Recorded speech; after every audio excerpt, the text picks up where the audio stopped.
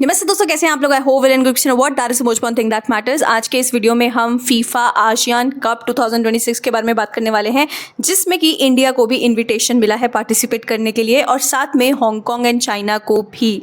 अब ये कंपटीशन कैसे हुआ, इससे पहले क्या चल रहा था, क्या इस कंपटीशन में हो सकता है, क्या प्राइज मनी है, हम कौन से डिवीजन मतलब कौन से ग्रुप्स में होंगे, ये सब चीज़ के बारे में इसमें बात करेंगे। So let's not waste any more time and get in the video right now. 47th ASEAN summit हुआ था और उस समिट में जो फीफा के प्रेसिडेंट हैं उन्होंने बोला कि हम एक नया टूर्नामेंट बनाने वाले हैं जो होने वाला है FIFA ASEAN cup.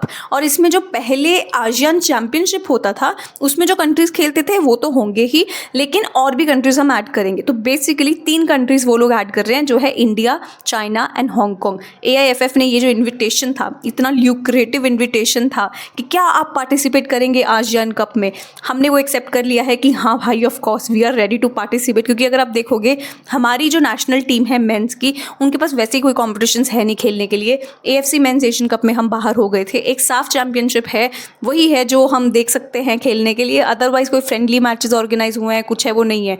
Unity cup होने वाला है तो उसके लिए we are excited of course, but एक प्रॉपर कॉम्पिटिशन जिसमें एक तगड़ा कॉम्पिटिशन होने वाला है वो है आसियान कप। लेकिन एक प्रॉब्लम है वो ये है कि ये सैफ चैंपियनशिप जब होगा उसी टाइम पे ये कंपटीशन भी होने वाला है। तो सितंबर 21 से लेके अक्टूबर 6 तक जो फीफा इंटरनेशनल विंडो है उसमें ये कंपटीशन खेला जाएगा। देखो मेन चीज़ क्या है, क्यों इंडिया और चाइना को इसमें इंक्लूड कर रहे हैं, मेजरली तो वही है कि देखो अपने पास बहुत पॉपुलेशन है, कुछ और ना हो वो अलग बात है, पर अपने पास पॉपुलेशन बहुत है। तो what they are thinking is कि इससे अपने को व्यूअरशिप काफ़ी मिल सकता है। वैसे मैं आपको पहले बता देती हूँ, जो आसियान चैंपियनशिप जो कि पहले तक होता था वो बाइनियली होता था, मतलब 2 साल में एक बार ये कंपटीशन होता था। 15th एडिशन 2024 में हुआ था जो कि वियतनाम जीता था। इसमें सबसे सक्सेसफुल कंट्री अभी तक रहा है वो है थाईलैंड, लेकिन वियतनाम भी काफ़ी टाइटल्स जीत चुका है पिछले, मतलब 2024 में जब वो जीते थे वो उनका 3rd टाइटल था, वो जीते थे। सिंगापुर भी इसमें काफ़ी सक्सेसफुल रहा है। तो इसमें अगर इंडिया खेलेगा तो obviously it's a very very big deal. And चलो इसके एक फॉर्मेशन के बारे में बात कर लेते हैं। इसमें क्या होने वाला है कि 2 डिविजन्स होंगे, डिवीजन 1 एंड डिवीजन 2। जो डिवीजन 1 है उसमें भी आगे 2 ग्रुप्स में डिवाइड होगा एंड वैसे ही डिवीजन 2 में भी 2 ग्रुप्स में डिवाइड होगा। डिवीजन 1 में 8 कंट्रीज होने वाले हैं और डिवीजन 2 में 6 कंट्रीज होने वाले हैं। ये डिवीजन 1 एंड डिवीजन 2 कभी भी कोलाइड नहीं करेगा। तो डिवीजन 1 के जो मैचेस हैं वो डिवीजन 1 के साथ ही होने वाले हैं, डिवीजन 2 के डिवीजन 2 के साथ ही होने वाले हैं। अब कैसे डिसाइड होगा कि कौन कौन से ग्रुप में खेल रहा है, मैं आपको बता दूं, ये सारा डिपेंड करता है तुम्हारे फीफा रैंकिंग के हिसाब से। अगर तुम्हारा फीफा रैंकिंग अच्छा है तो तुम डिवीजन 1 में खेलोगे। अगर तुम्हारा डिवीजन 1 का पूरा सीट्स भर गया, मतलब 8 टीम्स जो हैं वो वहाँ खेल रहे हैं वो भर गया, तब तुम डिवीजन 2 में आ जाओगे। तो इस तरीके से ये डिवाइड होगा। बात चल रही है कि आने वाले टाइम में शायद प्रमोशन रेलीगेशन ये लोग कर दें। अब होगा नहीं होगा वो बात की बात है, क्योंकि अभी तक बहुत ज़्यादा डिटेल्स नहीं आई हैं इस कॉम्पिटिशन के बारे में। देखो $125,000 तुमको मिलेगा as participation fees. It's a lot of money, तो वहीं पैसा मिलने वाला है तुमको। दूसरा क्या है, अगर तुम डिवीजन 1 के टॉपर्स हो जाते हो, मतलब तुम डिवीजन 1 जीत जाते हो, तो तुमको मिलने वाला है $1 मिलियन। Crazy amount. और वही अगर तुम डिवीजन 2 जीतते हो तो तुमको मिलने वाला है $300,000। तो क्या होता था, जब आसियान चैंपियनशिप होता था उसमें जो विनर्स होते थे उनको $300,000 अमाउंट मिलता था, लेकिन अभी वो जो अमाउंट है वो $1 मिलियन बढ़ा दिया गया है।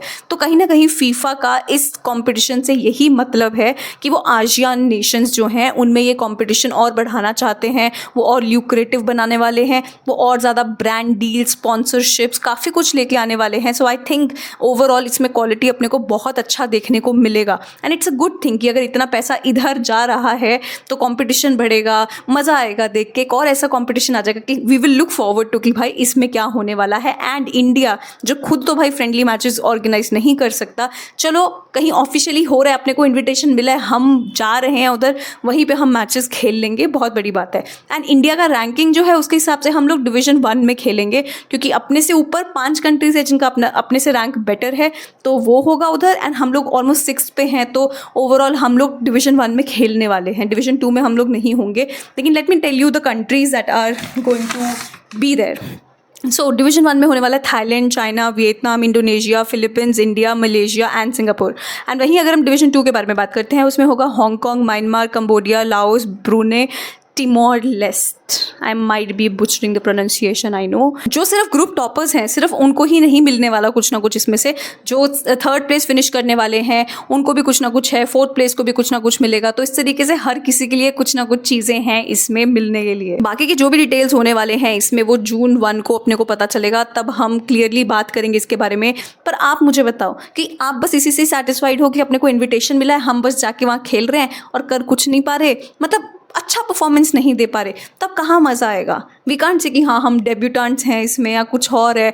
I feel somewhere or the other we need to be ambitious, we need to be solid with our preparation and we actually need to get our OCI PIO players in the team, ताकि वो बहुत easily gel up हो जाएं। हम लोग पीछे रह जाएंगे दोस्तों, मैं तो वही बोल रही हूँ आपको, क्योंकि बांग्लादेश, मैं कितनी बार बोल चुकी हूँ ये चीज़, बांग्लादेश, श्रीलंका, पाकिस्तान सब लगे हुए हैं अपने OCI प्लेयर्स को लेके आने के लिए, उनको टीम का एक इंपॉर्टेंट हिस्सा बनाने के लिए। जब तक हम उठेंगे उनके OCI PIO players already adjust हो चुके होंगे, मैक्सिमम टीम उससे भर चुका होगा, तब तक हम शुरुआत करेंगे। हम फिर से रेस में पीछे रह जाएंगे। It's really necessary that we get our origin players, we get serious about this, we get serious about winning, we put the pressure on the teams, on the coaches, we give them what they need and they take the responsibility of actually doing something, winning, and when they come back they know that they have the responsibility of so many fans, so many dreams, so many hopes that they have to fulfill.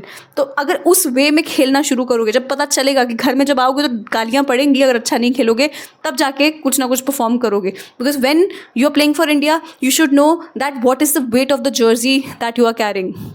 ये necessary है, ये ऐसी मत let go होने दो कि ठीक है खेल रहे हैं चलो आज चले गए, मज़ा है, बाहर जा रहे हैं, ये सब मतलब I am telling you it has to be serious, then it has to be taken seriously. ये तभी होगा अगर हम लोग एज व्यूअर्स इसको सीरियसली देखेंगे। सिर्फ पार्टिसिपेशन के लिए खुश होकर कोई फ़ायदा नहीं है, we have to expect results and there should be results from them. ठीक है, that is the video, I hope you guys like it. Please don't forget to comment down below and let me know what you think about this tournament and what you think about this video. I would love to know what you guys think about it. Please don't forget to like, subscribe, share, hit the bell icon so you never miss a video from me. Thank you so much for watching. Namaste.